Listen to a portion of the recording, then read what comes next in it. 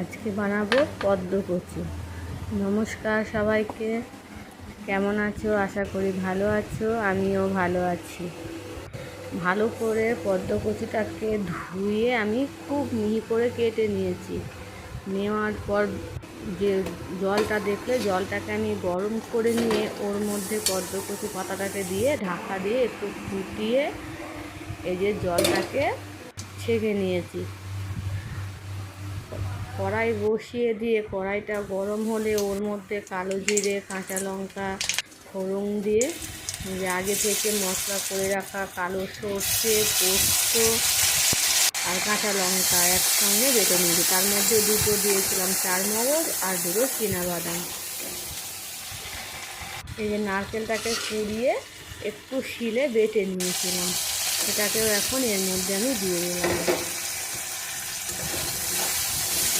ভালো করে নেড়ে নিয়ে ওই যে মশলা ধোয়ার জলটা আমি এর মধ্যে দিয়ে দিলাম। যে বাটিতে আমি মশলা রেখেছিলাম ওই বাটিতে অল্প একটু জল নিয়ে, এর মধ্যে বেশি জল দেব না।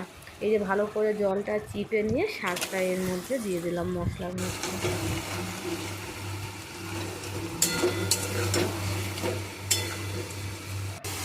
অল্প একটু দুধ, চিনি স্বাদ মতো,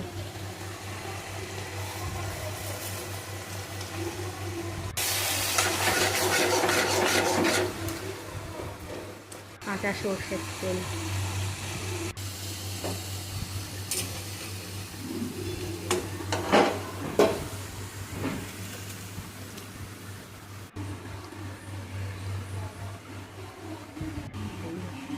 একটা কাঁচা লঙ্কা লম্বা করে কেটে এর মধ্যে অল্প একটু আমি ঘি অ্যাড করে দিলাম। আমার ছেলে খেতে বসে বলে কি না ইলিশ মাছের মতো গন্ধ।